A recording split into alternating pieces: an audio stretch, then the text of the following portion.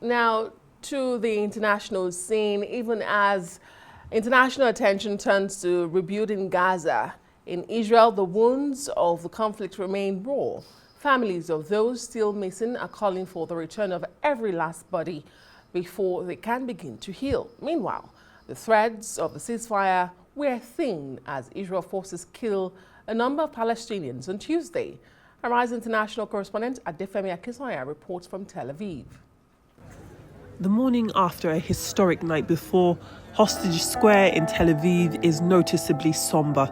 While there is happiness at the return of all living and some dead hostages, families of those still missing are demanding the return of the remains of their loved ones from Gaza, saying the war cannot truly be over until every person is brought home.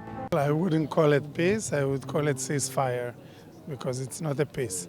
We are happy that they are back, but we still have unfinished business. We still have people that are dead, that are still there. And in our culture, we want to bury them and give them the appropriate funeral, and for the families to have a place to come to.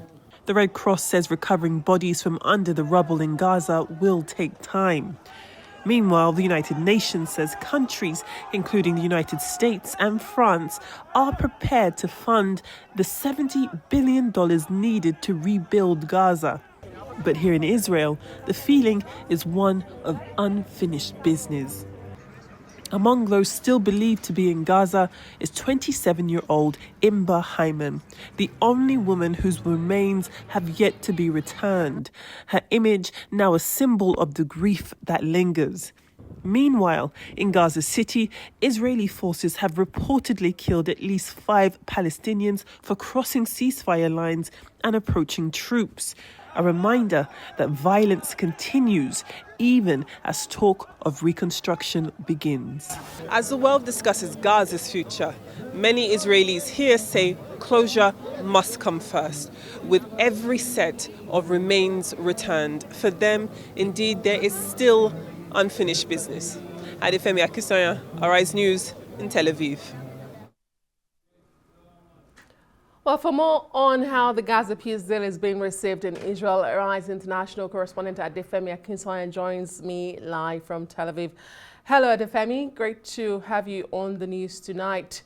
And great. You mentioned in that package that families in Tel Aviv still feel a sense of unfinished business. How much pressure are they putting on the Israeli government to prioritize the return of those remains?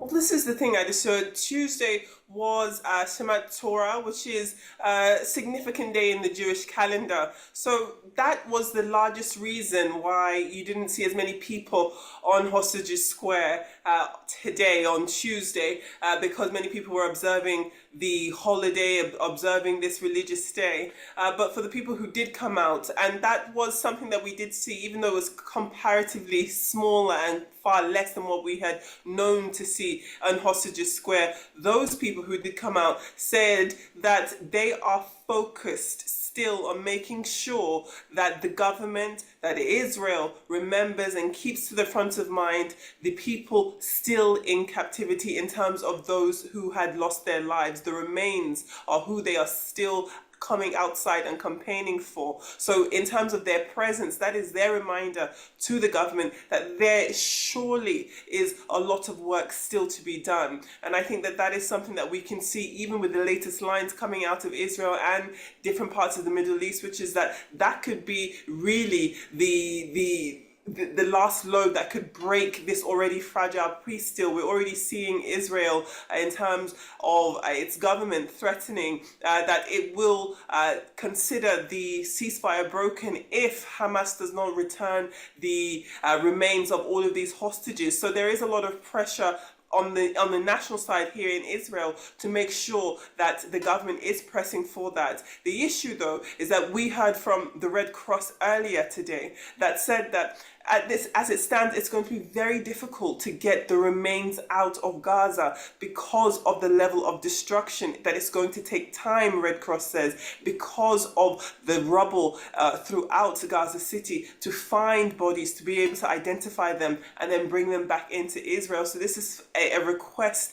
from the Red Cross, at least, that it's going to take some time. That's not as easy as making the request, and it will be interesting and also unsettling to see if that will really lead to a broken ceasefire and the engagement of forces. This is something that the world does not want to see, that many people in Israel clearly do not want. But what they do want more is definitely understanding that the remains that have been left behind will return as soon as possible. It's just a question of patience, but this is something that is wearing very thin, because as it stands, there is very little to no trust between Israel and Palestine, most especially Israel and Hamas at this moment. So we will keep our eyes and ears and cross what is already a very tense situation at Adesua.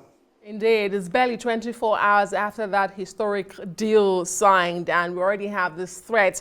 But Adefemi, before I let you go very quickly, tell us about the mood, how this is affecting the mood, the wider mood in the Gaza Strip, particularly where we hear that Israeli forces still kill Palestinians despite the ceasefire. And of course, the United Nations telling us that some countries are willing to fund the $70 billion needed to rebuild Gaza. This is the pace of the development in the aftermath of the peace deal being signed by international leaders. The next thing on people's mind is to see how to rebuild Gaza. And that's why we saw lines coming out of the United Nations earlier today saying that, listen, it's going to cost $70 billion US, and you've got international parties, the likes of the United States, France, other quote-unquote developed countries who say openly that they are going to contribute to the funding to rebuild Gaza. Before he left Egypt, this is something that French President Emmanuel Macron said to the press. This is something that we also heard from Sanchez of Spain. So this is something that is definitely showing signs of progress. But again, in the background, the real reality now is what Palestinians are seeing right in front of them, which is very tense scenes. As you said, as we heard in the report there, at least five, but we're hearing as many as 9 people were killed by Israeli forces today. The issue that we are hearing is that some Palestinians did cross ceasefire lines and approach troops, and they responded with lethal force. And we saw those pictures, which were included in the report. That is again something that's not going to contribute to peace, rather adding to the tension between both sides. So while the rest of the world is seemingly still in the celebratory mood, there is still very much a need for everyone to understand that this is very fragile at this point. We have already lost lives on the Palestinian side, and in terms of the Israeli side, the people want the remains back as soon as possible, and we're hoping that that is a reality that can happen without any more bloodshed. But unfortunately, as you've said, we're already at that point. Thank you very much, Adefemi Akinsoya, for the job you're doing there in Israel at the moment. Adefemi Akinsoya is our international news correspondent.